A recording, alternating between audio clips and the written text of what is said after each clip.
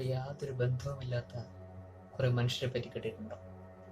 അവർ താമസിക്കുന്ന ദ്വീപിനെ പറ്റി കേട്ടിട്ടുണ്ടോ? ഇന്ന് അതിനെക്കുറിച്ചാണ് പറയുന്നത് സെന്റിനലീസ് ദ്വീപിനെ പറ്റിയാണ്. North Sentinel Island Andaman Nicobar ദ്വീപ സമൂഹത്തിലെ ഒരു ദ്വീപാണ്. ഇത് ബംഗാൾ ഉൾക്കടലിൽ സ്ഥിതി ചെയ്യുന്നു. അബോറിജിനൽ ട്രൈബ്സ് ആക്ട് ഓഫ് 1956 പ്രകാരം ഇത് വളരെ പ്രൊട്ടക്റ്റഡ് ആയിട്ടുള്ള ഒരു ഏരിയയാണ്. ആർക്കും ഈ പ്രദേശത്തേക്ക് അടുക്കാൻ പോലും സാധിക്കില്ല. 5 നോട്ടിക്കൽ മൈൽസ് അല്ലെങ്കിൽ 9.5 കിലോമീറ്ററിനുള്ളിൽ വരെ മാത്രമേ നമുക്ക് ഈ ദ്വീപിനോട് അടുക്കാൻ സാധിക്കുകയുള്ളൂ. എന്തുകൊണ്ട്? പുറം ലോകവുമായി യാതൊരു ബന്ധവുമില്ലാത്ത തികച്ചും ഒറ്റപ്പെട്ട ഒരു ജനസമൂഹമാണ് ഇവിടെ ജീവിക്കുന്നത്. അവർ സെന്റിനലീസ് എന്നാണ് അറിയപ്പെടുന്നത്. 1867 വരെ ഈ ദ്വീപ് ചരിത്രരേഖകളിലൊന്നും കാര്യമായി അറിയപ്പെട്ടില്ല. കാരണം അതുവരെ പുറം ലോകത്തു നിന്ന് ആരും അവിടെ കടന്നു ചെന്നിരുന്നില്ല. എന്നാൽ 1867 ഇതിലൂടെ കടന്നുപോയ ഒരു ഇന്ത്യൻ മെർച്ചന്റ് ഷിപ്പ്, ഒരു ചരക്ക് കപ്പൽ അവിടെ വെച്ച് തകരുകയും അതിലുണ്ടായിരുന്നവർ ആ ദ്വീപിലേക്ക് കയറി രക്ഷപ്പെടുകയും ചെയ്തു. ഏകദേശം 100ഓളം ആളുകൾ അതിലുണ്ടായിരുന്നു. എന്നാൽ അധികം താമസിയാതെ 1-2 ദിവസങ്ങൾക്ക് ശേഷം ഇവിടുത്തെ നിവാസികളായ സെന്റിനലീസിന്റെ ആക്രമണം കൊണ്ട് ഇവരിൽ പലരും അവിടെ നിന്ന് രക്ഷപ്പെടുവാൻ ശ്രമിച്ചു. എന്നാൽ ക്യാപ്റ്റൻ അത്ഭുതകരമായി ഒരു ലൈഫ് ബോട്ടിൽ അവിടെ നിന്ന് രക്ഷപ്പെടാൻ ശ്രമിക്കുകയും ആ സമയത്ത് തന്നെ ഒരു റെസ്ക്യൂ ടീം അവിടെ എത്തുകയും അദ്ദേഹത്തെ രക്ഷപ്പെടുത്തുകയും ചെയ്തു. മറ്റുള്ളവർ ഈ ദ്വീപിൽ തന്നെയായിരുന്നു. എന്നാൽ അവർ ഒരു കാര്യം ചെയ്തു. അവർ കല്ലുകളും മരത്തിന്റെ കൊമ്പുകളെല്ലാം ഈ സെന്റിനലീസിന്റെ തങ്ങളെ ആക്രമിക്കാൻ വരുന്ന സെന്റിനലീസിന്റെ നേരെ തിരിച്ചെറിയുകയും അവർ അല്പനേരം അവിടെ പിടിച്ചു നിൽക്കുകയും ചെയ്തു. ഈ സമയം കൊണ്ട് ഈ ക്യാപ്റ്റനെ രക്ഷപ്പെടുത്തിയ റെസ്ക്യൂ ടീം ഈ ദ്വീപിലേക്ക് എത്തുകയും ഇവരെ അത്ഭുതകരമായി രക്ഷപ്പെടുത്തുകയും ചെയ്തു. തുടർന്ന് 13 വർഷത്തോളം ഈ ദ്വീപിലേക്ക് മറ്റാരും കടന്നു ചെന്നില്ല. പിന്നീട് 1880 ഒരു ബ്രിട്ടീഷ് ഉദ്യോഗസ്ഥനായിരുന്ന മൗറീഷ് വിദാൽ പോർട്ട്മാൻ എന്നയാൾ അവിടെ പര്യവേഷണത്തിനെത്തുകയും അദ്ദേഹത്തിന്റെ സഹായത്തിനായി ആൻഡമാനിലെ ഗോത്രവർഗക്കാർ എത്തുകയും ചെയ്തു. അവർ ആ ദ്വീപിലെത്തി കാടിൽ കയറി നോക്കിക്കഴിഞ്ഞപ്പോൾ അവർക്ക് കാണാൻ കഴിഞ്ഞത് കുറച്ചൊഴിഞ്ഞ വീടുകളും ഒഴിഞ്ഞ ഗ്രാമങ്ങളുമായിരുന്നു. സെന്റിനലീസ് ഇതിനോടകം തന്നെ ഉൾക്കാടുകളിലേക്ക് മാറിയിരുന്നു. എന്നാൽ കുറച്ചു ദിവസത്തെ അന്വേഷണത്തിന് ശേഷം അവർ 6 പേരടങ്ങുന്ന ഒരു സംഘം സെന്റിനലീസിനെ കണ്ടുമുട്ടുകയുണ്ടായി. അതിൽ 2 ദമ്പതികൾ 4 കുട്ടികളുമായിരുന്നു ഉണ്ടായിരുന്നത്. പോർട്ട്മാൻ ഈ 6 പേരെയും തന്റെ കപ്പലിൽ കയറ്റി പോർട്ട് ബ്ലെയർ എന്നൊരു സ്ഥലത്തേക്ക് കൊണ്ടുപോയി. അവിടെ കുറച്ചുനാൾ താമസിപ്പിക്കാനായിരുന്നു അദ്ദേഹത്തിന്റെ ഉദ്ദേശം. എന്നാൽ ഈ പോർട്ട് ബ്ലെയർ എന്ന സ്ഥലത്തെത്തിയതിനു ശേഷം ദിവസങ്ങൾക്കുള്ളിൽ ഇവരെല്ലാവരും രോഗികളായി തീർന്നു. കാരണം പുറം ലോകവുമായി നാളുകളായി ബന്ധമില്ലാതെ കിടന്നിരുന്ന ഇവർക്ക് ഇമ്മ്യൂണിറ്റി വളരെ കുറവായിരുന്നു. അതുകൊണ്ട് തന്നെ വളരെ ചെറിയ രോഗങ്ങൾ പോലും ഇവർക്ക് പെട്ടെന്ന് തന്നെ പിടിപെടാൻ തുടങ്ങി. വേഗം തന്നെ ഈ ദമ്പതികളായിരുന്ന 2 പേർക്കും അസുഖം ബാധിച്ചു. അവർ മരണപ്പെട്ടു. ഉടനെ തന്നെ പോർട്ട്മാന് മനസ്സിലായി ബാക്കിയുള്ള 4 കുട്ടികളെയും ഇവിടെ താമസിപ്പിച്ചാൽ ഇവരും മരിച്ചു പോകുമെന്ന് അദ്ദേഹത്തിന് വ്യക്തമായി മനസ്സിലായി. അദ്ദേഹം ഉടൻ തന്നെ ഈ 4 കുട്ടികളെയും തിരിച്ച് സെന്റിനൽ ദ്വീപിൽ കൊണ്ടുപോയി വിട്ടു. അതിനുശേഷം കുറച്ച് നാളുകൾ കൂടി പോർട്ട്മാൻ അവിടം സന്ദർശിക്കുകയും ചെയ്തു. എന്നാൽ പിന്നീട് അദ്ദേഹം തന്നെ മനസ്സിലാക്കി പുറത്തു നിന്നുള്ള ഇടപെടൽ ഇവരെ കൂടുതൽ അപകടത്തിലേക്ക് നയിക്കുമെന്ന് മനസ്സിലാക്കിയ അദ്ദേഹം പിന്നീട് അവിടം സന്ദർശിക്കാനുള്ള ശ്രമം ഉപേക്ഷിക്കുകയാണ് ഉണ്ടായത്. പിന്നീട് പോർട്ട് ബ്ലെയർ എന്ന സ്ഥലത്ത് നിന്നും രക്ഷപ്പെട്ട ഒരു തടവ് പുള്ളി ഒരു സാഹചര്യത്തിലൂടെ എത്തിപ്പെടുകയും അയാൾ ആ ദ്വീപിലേക്ക് പ്രവേശിക്കുകയും ചെയ്തു. എന്നാൽ വീണ്ടും തങ്ങളെ പിടിച്ചുകൊണ്ടുപോകാൻ വന്ന ആരെങ്കിലും ആയിരിക്കുമോ എന്നുള്ള ചിന്തയിലായിരിക്കണം ഈ തടവ് പുള്ളിയെ സെന്റിനലീസ് അതിക്രൂരമായി കൊന്നുകളഞ്ഞു. അതിനുശേഷം 1960-കളിൽ കുറച്ച് ആന്ത്രോപോളജിസ്റ്റ് ഈ ദ്വീപിനെ പറ്റി പഠിക്കുവാനും ഇവിടുത്തെ ആളുകളെ പറ്റി പഠിക്കുവാനും തീരുമാനിച്ചു. അതിന്റെ ഭാഗമായി ആദ്യമായി ഒരു ഇന്ത്യൻ ആന്ത്രോപോളജിസ്റ്റായ ത്രിലോകാന്ത് പണ്ഡിറ്റ് ആണ് ആദ്യമായി 1967 ഈ ദ്വീപിൽ ചെല്ലുന്നത്.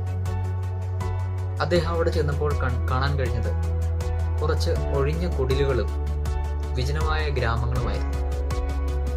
അദ്ദേഹം ഈ കുടിലുകളുടെ മുൻപിൽ കുറച്ച് സമ്മാനങ്ങളും സ്വീറ്റ്സും തുണികളും ബക്കറ്റുകളും അവിടെ വച്ചതിന് ശേഷം മടങ്ങിപ്പോരുകയാണ്. കുറച്ച് നാളുകൾക്ക് ശേഷം വീണ്ടും കുറച്ച് ആന്ത്രോപോളജിസ്റ്റ് ഈ ഗ്രാമത്തിൽ ഒരു ഡോക്യുമെന്റ് തയ്യാറാക്കുവാനായി ഈ ദ്വീപിലേക്ക് ചെന്നു. എന്നാൽ ഇത്തവണ ഇവർ പോയപ്പോൾ ഇന്ത്യൻ പോലീസിന്റെ സഹായത്തോടു കൂടിയാണ് ഇവർ അവിടേക്ക് ചെന്നത്. കാരണം ഇവർ സെന്റിനലീസിന്റെ ആക്രമണത്തെ ഭയന്നിരുന്നു. ഇവർ ഭയന്നതുപോലെ തന്നെ സംഭവിച്ചു. ഇവർ തീരത്തോട് അടുക്കുന്നതിന് മുമ്പ് തന്നെ ഇവരുടെ ബോട്ടിലേക്ക് കുന്തങ്ങളും അമ്പുകളും അതിശീഘ്രം പാഞ്ഞെടുത്തു. ഇവരുടെ ആക്രമണത്തെ ചെറുക്കാനായി അവർ ഏതാനും ചില സമ്മാനങ്ങൾ കരയിലേക്ക് എറിഞ്ഞിട്ട് കൊടുത്തു.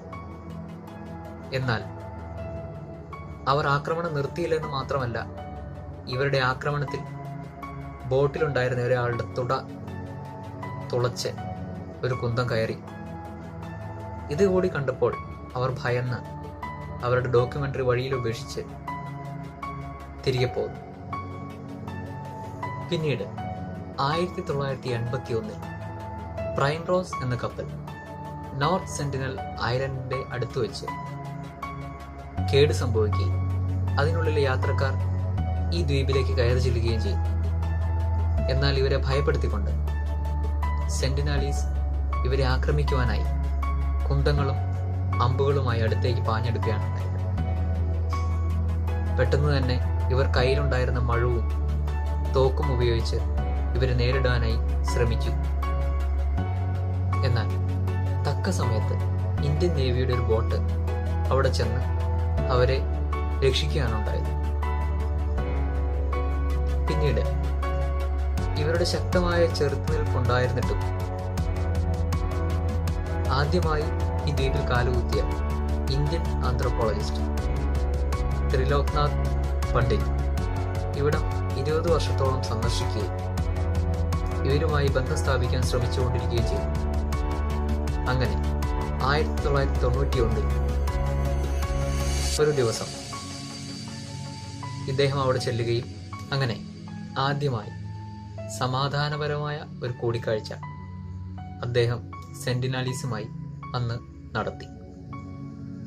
അവർ വെള്ളത്തിലിറങ്ങി ഇദ്ദേഹത്തിന്റെ ബോട്ടിൽ കയറുകയും ഇദ്ദേഹം അവർക്ക് തേങ്ങ കൊടുക്കുകയും ചെയ്തു. കൂടെ പറയട്ടെ, തേങ്ങ അവർക്ക് വളരെ ഇഷ്ടമുള്ളൊരു സാധനമാണ്. കാരണം അവിടെ ആ ദ്വീപിൽ തെങ്ങ് വളരുകയില്ല. അതിന് കാരണം എന്താണെന്ന് അറിയില്ല, എങ്കിലും അവിടെ തെങ്ങ് ഇല്ല. അതുകൊണ്ട് തന്നെ ഇവർക്ക് തേങ്ങ വളരെ വിലപ്പെട്ട ഒരു സാധനമാണ്. അങ്ങനെ അദ്ദേഹം അവിടെ അവരുമായി ഒരു കൂടിക്കാഴ്ച സമാധാനപരമായി നടത്തി അദ്ദേഹം സുരക്ഷിതനായി തിരിച്ച് മടങ്ങിപ്പോന്നു. പിന്നീട് ഇന്ത്യൻ ഗവൺമെന്റ് ഈ ദ്വീപിൽ പര്യവേഷണങ്ങളും പരീക്ഷണങ്ങളും ഈ ദ്വീപിലേക്ക് പ്രവേശിക്കുന്നതും നിയമപരമായി നിരോധിച്ചു. എന്നാൽ 2004 സുനാമിക്ക് ശേഷം ഇന്ത്യൻ ഗവൺമെന്റ് ഇവിടം നിരീക്ഷിക്കുവാനായി ഒരു ഹെലികോപ്റ്റർ അയക്കുകയുണ്ടായി. സുനാമിയിൽ ദ്വീപ് നിവാസികൾ മരണപ്പെട്ടിരിക്കാമെന്നാണ് അവർ വിചാരിച്ചിരുന്നത്. എന്നാൽ അത്ഭുതപ്പെടുത്തിക്കൊണ്ട് അവിടെയുള്ള ആർക്കും ഒന്നും സംഭവിച്ചിരുന്നില്ല. അവർ സുനാമിക്ക് മുമ്പായി എങ്ങനെയോ അവർക്ക് മനസ്സിലായിരിക്കണം, അവർ സുനാമിക്ക് മുമ്പായി അവിടെയുള്ള ഉയർന്ന പ്രദേശങ്ങളിലേക്ക് മാറുകയും അവർ രക്ഷപ്പെടുകയും ചെയ്തു.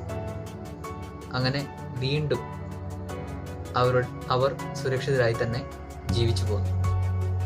പിന്നീട് 2 വർഷത്തിനു ശേഷം ഒരു ഫിഷിംഗ് ബോട്ടിൽ ഉണ്ടായിരുന്ന കുറച്ച് ആളുകൾ മദ്യലഹരിയിൽ ഇവിടേക്ക് ബോട്ട് ഓടിച്ചു ചെല്ലുകയും ദ്വീപിൽ അവർ പ്രവേശിക്കുകയും ചെയ്തു. ഉടനെ തന്നെ ദ്വീപ് നിവാസികളുടെ അമ്പേറ്റ് അവർ മരണപ്പെടുകയാണ് ഉണ്ടായത്. പിന്നീട് ഇന്ത്യൻ നേവി ഇവരുടെ ശരീരം എടുക്കുവാനായിട്ട് ഈ പ്രദേശങ്ങളിലേക്ക് ഹെലികോപ്റ്ററുമായി പോയി. പക്ഷേ സെന്റിനലീസിന്റെ ആക്രമണം മൂലം അവർക്ക് അവിടുന്ന് അവരുടെ ബോഡി എടുക്കാതെ മടങ്ങിപ്പോരേണ്ടി വന്നു. ഇത്തരത്തിൽ ഐസൊലേറ്റഡായി ഒറ്റപ്പെട്ട് ജീവിക്കുന്നതുകൊണ്ട് തന്നെ ഇവരെക്കുറിച്ച് അധികം അറിവുകളൊന്നും നമുക്ക് ലഭിച്ചിട്ടില്ല. ഇവരുടെ കുടിലുകൾ പാം ലീവ്സ് കൊണ്ടാണ് നിർമ്മിക്കുന്നതെന്നും ഇവർ സമൂഹമായാണ് ജീവിക്കുന്നതെന്നും ഇവർ വേട്ടയാടാറുണ്ടെന്നും ഇവർ പലതരം കുന്തങ്ങൾ, ആയുധങ്ങൾ ഉപയോഗിക്കാറുണ്ടെന്നും മാത്രമേ നമുക്ക് മനസ്സിലാക്കാൻ സാധിച്ചിട്ടുള്ളൂ. മാത്രമല്ല ഇവർക്ക് ഇമ്മ്യൂണിറ്റി, പ്രതിരോധശേഷി വളരെ കുറവാണ്. അതുകൊണ്ട് തന്നെ ഇന്ത്യൻ ഗവൺമെന്റ് ഈ ദ്വീപിലേക്ക് ഉള്ള പ്രവേശനം ഈ ദ്വീപിന്റെ 9.5 കിലോമീറ്റർ അടുത്ത് വരെ മാത്രമേ നമുക്ക് പോകുവാൻ സാധിക്കുകയുള്ളൂ. അതുകൊണ്ട് തന്നെ ഇവർ ഒരു പ്രത്യേക വിഭാഗമായി ഇന്നും ജീവിച്ചു പോരുന്നു. പുറം ലോകവുമായി യാതൊരു ബന്ധവും ഇന്നും ഇവർ